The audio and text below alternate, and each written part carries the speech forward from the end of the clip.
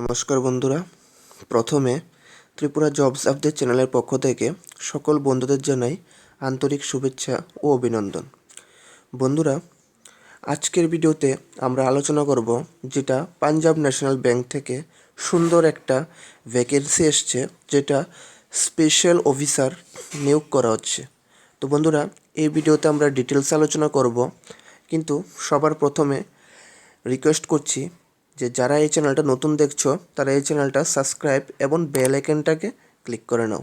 তাহলে কী হবে বন্ধুরা, পরবর্তী যে কোনো জব নোটিফিকেশান বা এক্সাম নোটিফিকেশান আসলে তোমাদের কাছে তাড়াতাড়ি পৌঁছে যাবে।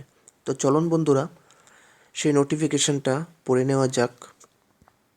তো বন্ধুরা, এই হচ্ছে সেই নোটিফিকেশানটা যেটা পাঞ্জাব ন্যাশনাল ব্যাংক থেকে এসছে।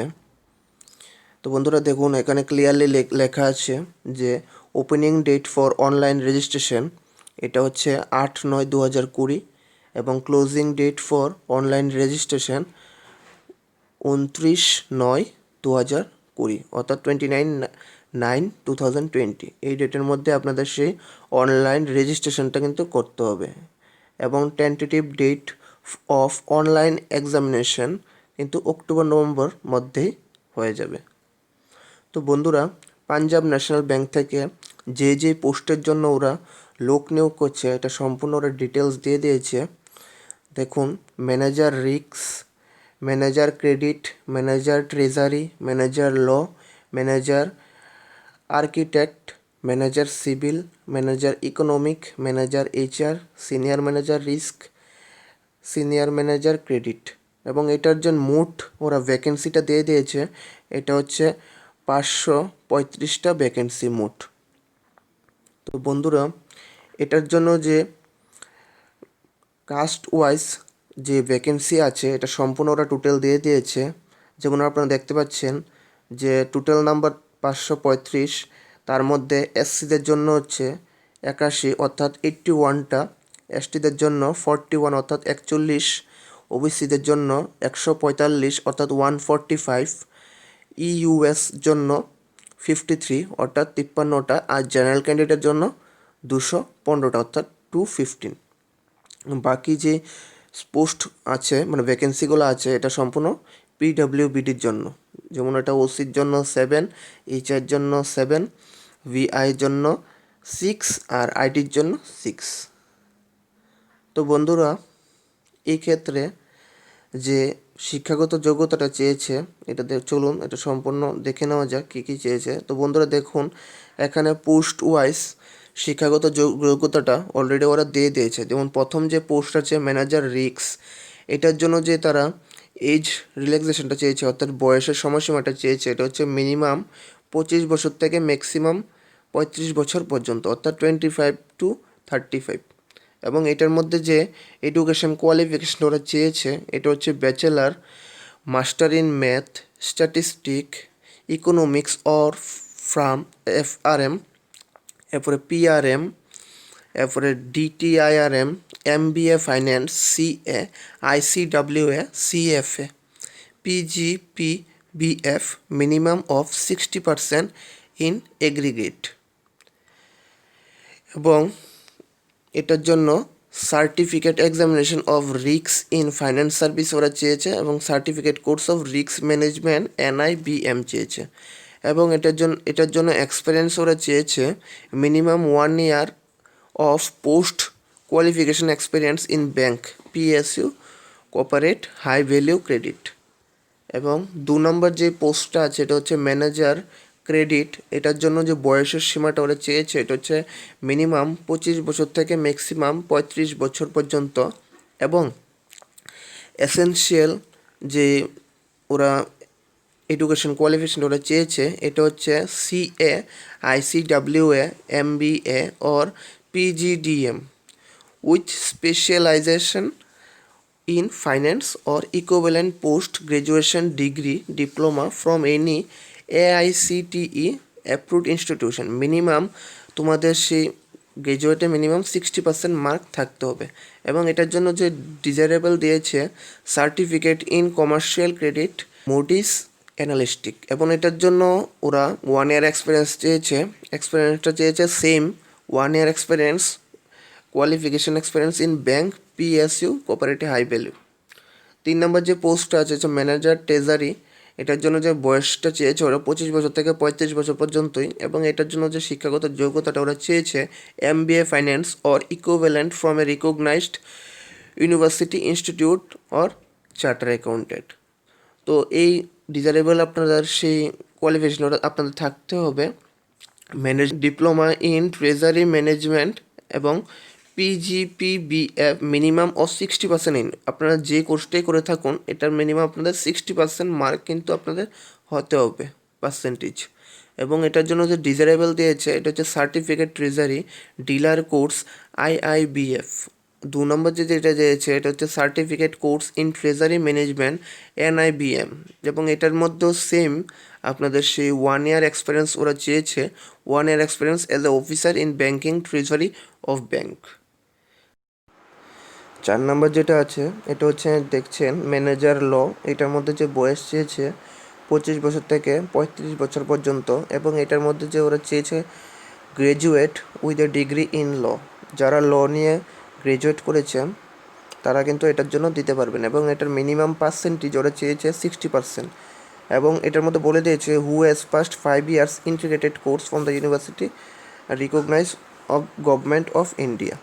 এবং এটার জন্য যে এক্সপিরিয়েন্সটা ওরা চেয়েছে minimum 2 years as a law officer in the legal department, state বা সেন্ট্রালে।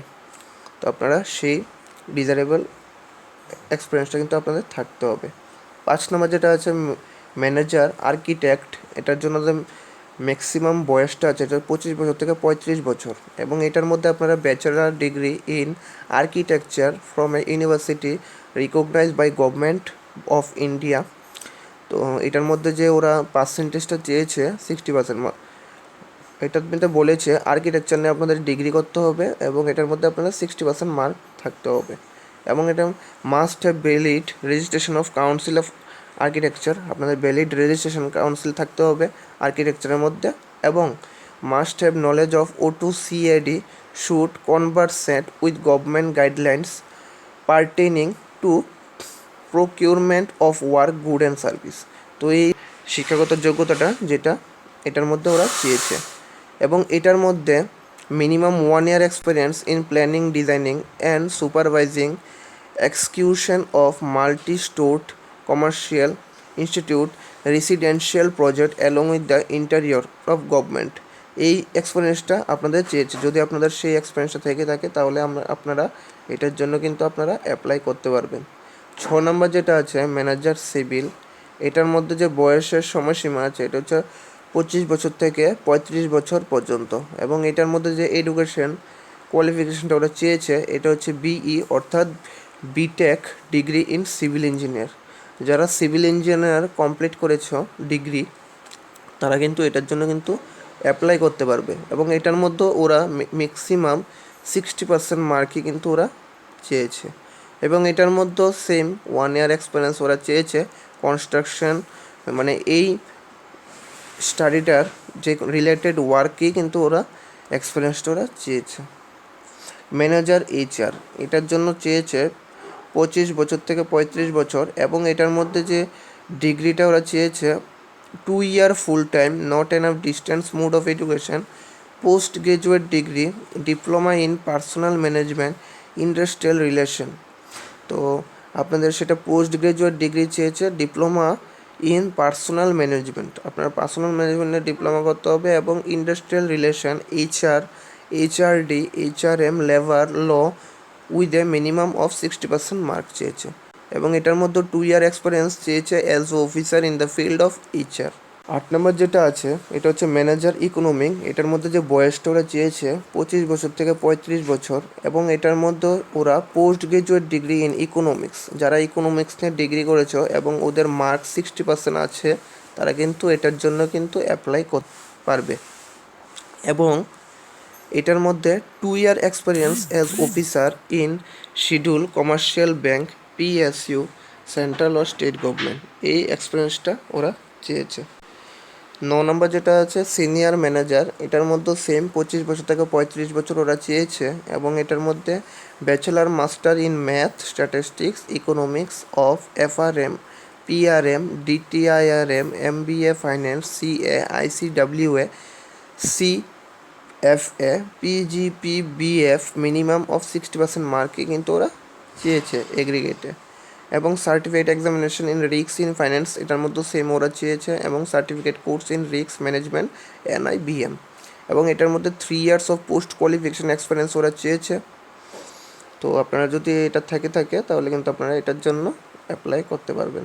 সিনিয়র ম্যানেজার ক্রেডিট এটার জন্য সেম 25 বছর থেকে 37 বছর পর্যন্ত দিয়েছে বয়সটা, এবং এটার মধ্যে যে এডুকেশন কোয়ালিফিকেশন ওরা চেয়েছে এটা হচ্ছে CA অর্থাৎ charter accountant, ICWA, MBA or PGDM with specialization in finance or equivalent post graduate degree, diploma any AICTE approved institute, এবং এটার মধ্যে কিন্তু 60% মার্কই ওরা চেয়েছে।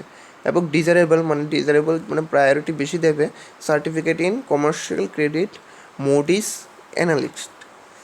আর এটার মধ্যে যে ওরা এক্সপিরিয়েন্সটা চেয়েছে 3 year experience in bank, PSU, cooperative, high value credit. তো বন্ধুরা এই হচ্ছে সেই এডুকেশন কোয়ালিফিকেশন যেটা ওরা এই পোস্টটার জন্য ওরা চেয়েছে। তো বন্ধুরা ওরা অলরেডি ডেটটা মেনশন করে দিয়েছে যে কবে নেবে, কিন্তু এটার মধ্যে দেখতে পাচ্ছেন রিল্যাক্সেশন ইন আপার এজ, এটার মধ্যে কিছু বয়সের রিল্যাক্সেশন দেওয়া আছে।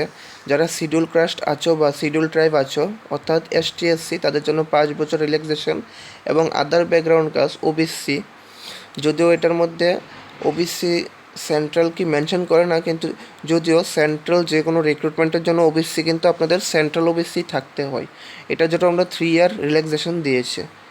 এবং পার্সন উইথ বেঞ্চমার্ক ডিসেবিলিটিসের জন্য হচ্ছে 10 বছর, আর বাকি এক্স সার্ভিসমেন্টের জন্য 5 ইয়ার রিল্যাক্সেশন। এবং children family member those who died in 1984 রিয়টস এটার জন্য আছে 3 বছর। তো বন্ধুরা এই হচ্ছে সেই কোয়ালিফিকেশনগুলো যেটা ওরা চেয়েছে। তো বন্ধুরা এটা কিন্তু সম্পূর্ণ আপনাদের রিটেন এক্সামের উপর ভিত্তি করে সেই আপনাদের ইন্টারভিউটা হবে। দেখুন অলরেডি দিয়ে দিয়েছে যে প্রথম যে সিলেকশন প্রসিডিউরটা হবে এটা হচ্ছে name of the test, reasoning, English language, এটা সম্পূর্ণ ওরা ডিটেলস ওরা দিয়ে দিয়েছে, আপনারা দেখতে পাচ্ছেন। অর্থাৎ 200 মার্কের আপনাদের কিন্তু এক্সামটা হবে, 200 মার্কের এক্সাম দিয়ে আপনাদের সেই কোয়ালিফাই হতে হবে। তো বন্ধুরা সবচেয়ে যে বড় ইম্পর্টেন্ট কথা, এটার জন্য একটা পেমেন্ট আপনাদের করতে হবে, মানে এই এক্সামটা দিতে গেলে আপনার একটা ফি পেমেন্ট করতে হবে। এটার জন্য ক্লিয়ারলি লেখা আছে SC ST PWBD ক্যাটাগরি ক্যান্ডিডেটের জন্য 175 টাকা অর্থাৎ 175 রুপিস কিন্তু আপনাদের ফি জমা দিতে হবে এক্সামটার জন্য। যখন আপনারা অনলাইন ফর্ম ফিল আপ করবেন তখনই সেই পেমেন্টটা কিন্তু আপনাদের করতে হবে। এবং বাকি ক্যান্ডিডেট যারা জেনারেল বা OBC ক্যান্ডিডেটরা আছো তারা কিন্তু 850 টাকা পার ক্যান্ডিডেট, মানে 850 টাকা কিন্তু তোমাদের দিতে হবে যারা এই অনলাইন বা এই ইন্টারভিউটা মানে এক্সামিনেশনটা দিতে চাও। এটা তোমার অনলাইন ফর্ম ফিল আপ করার সময় সেই টাকাটা কাটবে।